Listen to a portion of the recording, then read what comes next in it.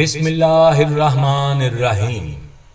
پیارے دوستو، پیارے ساتھیو، ایم ایس کا انداز میں سرفراز چودھری آپ سب کو کہتا ہے خوش آمدید، جی آئینو، بخیر راغلے، اور اسی کے ساتھ آپ سب کو پیار بھرا سلام، السلام علیکم۔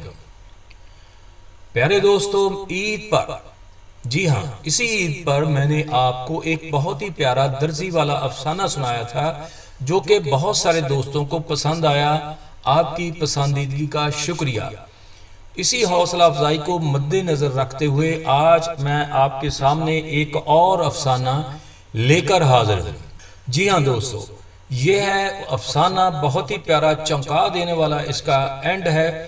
آپ اگر شروع سے اینڈ تک ہمارے ساتھ رہیں گے تو یقیناً آپ کو یہ بہت پسند آئے گا، کیونکہ اس میں ایکشن بھی ہے اور تھرل بھی ہے۔ تو لیجئے شروع کرتے ہیں بلا تمہید آج کا افسانہ، تیسری رات کا مارکا۔ نعمان کا فیملی بیک گراؤنڈ ایسا نہ تھا کہ وہ مفلسی اور بے چارگی کے ہاتھوں مجبور ہو کر اخلاق اور قانون دونوں کی حد پار کرتا۔ کچھ ایڈونچر کا جنون اور کچھ ایسے ذاتی اخراجات یا عیاشیاں تھیں جنہیں وہ اپنی جیب خرچ سے پورا نہیں کر سکتا تھا، کیونکہ ان اخراجات کی تفصیل وہ اپنے اماں یا ابا کو نہیں بتا سکتا تھا، کیونکہ ابا تو ہر چیز کا آڈٹ کرتے اور امی نرم طبیعت ہونے کے باوجود کفایت شعار تھی۔ اسے دوست بھی ایسے میسر آئے تھے جن کے مزاج اور اطوار سبھی اس سے ملتے جلتے تھے۔ ظاہر ہے دوستی ہوتی ہی تب ہے جب ذہن و دل ملتے ہیں۔ شانی، بلا اور کامی اس کے سکول فیلوز تھے، مگر منظور حسین عمر میں ان سے بڑا تھا اور ان سے پہلے ہی سکول چھوڑ چکا تھا۔ ان کا مانیٹر بلکہ سرغنہ تھا۔ یہ ساری ٹیم ڈکیتی اور راہزنی کی بہت ساری وارداتیں کر چکی تھی۔ منظور کئی بار جیل جانے کے باوجود راہ راست پر نہ آیا تھا، بلکہ حسب روایت جیل نے اسے اس کے اپنے راستے پر پکا کر دیا تھا۔ اسے کچھ با اثر لوگوں کی حمایت بھی حاصل تھی، کیونکہ وہ ان کے جائز ناجائز کام کرتا اور کراتا تھا، لہٰذا اس کی سربراہی میں پولیس کا بھی کوئی ڈر نہیں تھا۔ اور ڈر ہوتا بھی کیوں؟ جو ڈر گیا وہ مر گیا۔ نعمان کو ڈر تو نہیں لگتا تھا، مگر شروع میں ان لوگوں پر ترس ضرور آتا تھا جو اللہ رسول کا واسطہ دے کر التجائیں کرتے تھے۔ ان کی عمر بھر کی کمائی نہ چھینی جائے، مگر اس کام میں تو دل کو مضبوط رکھنا پڑتا ہے۔ 4-5 وارداتوں کے بعد اس کا دل واقعی مضبوط ہو گیا تھا۔ اب وہ اس بات کی بھرپور صلاحیت رکھتا تھا کہ کسی ماں باپ کے سامنے ان کی بہو بیٹیوں کے ہاتھوں کی چوڑیاں اور کانوں سے بالیاں اتروا لے، بچوں کے سامنے ان کے ماں باپ کو پیٹ ڈالے اور ماں باپ کے سامنے ان کے بچوں کو غلیظ گالیاں دے لے۔ گن پوائنٹ پر موبائل فون اور نقدی چھیننا تو اب ان لوگوں کے ہاں وارم اپ کہلاتا تھا، اور اصل مزہ تو پوری ڈکیتی میں ہی آتا تھا۔ یہ 4 یا 5 لوگ کسی گھر میں داخل ہو کر اہل خانہ کو رسیوں سے باندھ دیتے اور ذرا سی مزاحمت پر انہیں پیٹ ڈالتے۔ چونکہ یہ نعمان کی پارٹ ٹائم جاب تھی، اس لیے شاید اس کے ماں باپ کو اس کی خبر نہ تھی، اور شاید اگر کچھ تھی بھی تو روایتی طور پر کچھ لان تان کر کے اس کے اس کردار پر وہ آنکھیں موند لیتے تھے۔ سمیسٹر کی فائنل ٹرم کے امتحانات ہونے والے تھے، اور ایسے میں نعمان کے خالہ زاد بھائی داؤد کی شادی بھی آن ٹپکی۔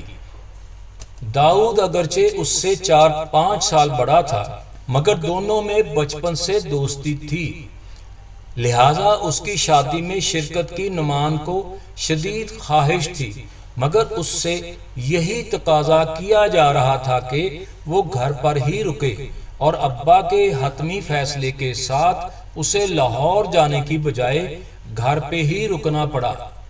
نعمان نے اسے بھی غنیمت جانا کہ ان دنوں اسے اپنے دوستوں کے ساتھ مل کر خوب کاروائیوں کا موقع ملے گا۔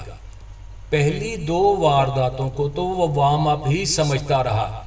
لاہور میں نعمان کے ابا اخبار پڑھتے ہوئے اس کی امی کو بتا رہے تھے کہ ان کے علاقے میں موبائل اور نقدی چھیننے کی وارداتیں بڑھ گئی ہیں اور گزشتہ رات مزاحمت پر ایک راہگیر کو گولی مار کر زخمی کر دیا گیا ہے۔ ادھر تیسری رات تھی، بڑے مارکے کی رات۔ آج پرانے پل سے آگے گاڑیاں روک کر لوٹنے کا منصوبہ تھا۔ چونکہ مارکا بڑا تھا اس لیے منظور کسی بڑے نیٹ ورک سے 6-7 اور لوگ بھی لایا تھا۔ رات 10 بجے کے بعد کارروائی شروع ہو گئی۔ پہلے تو حسب معمول اکا دکا گاڑیاں آ رہی تھیں اور بڑے سلیقے سے لٹ رہی تھیں، پھر اچانک 4-5 گاڑیاں اکٹھی آ گئیں اور سب روک لی گئیں۔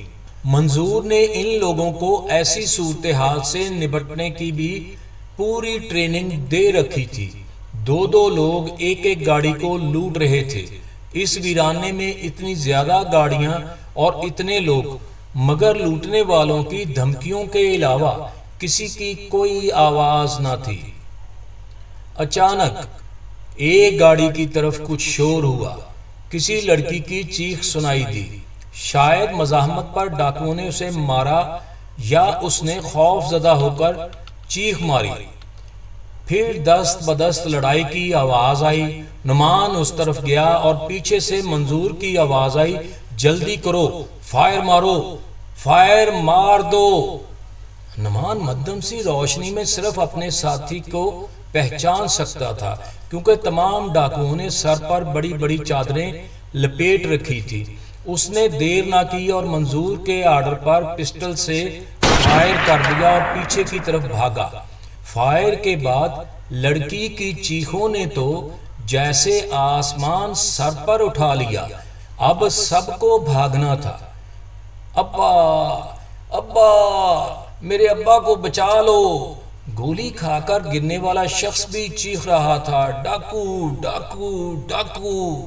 نعمان کے ساتھی 3 گاڑیاں لے کر آئے تھے اور تقریباً سبھی ان میں سوار ہو چکے تھے، مگر جیپ کے قریب آتے ہی جب اس نے پیچھے آوازیں سنی تو اس کے پاؤں لڑکھڑا گئے۔ منظور اسے گاڑی میں سوار ہونے کو کہہ رہا تھا، وہ شہزادے جلدی کر، رولا پڑ گیا ہے۔ نعمان چیختی ہوئی دونوں آوازوں کو پہچان چکا تھا۔ چیخنے والی لڑکی اس کی اپنی بہن تھی اور گولی اس کے اپنے باپ کو لگی تھی۔ وہ لوگ لاہور سے واپس آ رہے تھے۔ پیارے دوستو، چینل کو سبسکرائب کیجئے گا، ویڈیو کو لائک کیجئے گا، شیئر کیجئے گا، گھنٹی کا بٹن دبانا مت بھولیے گا۔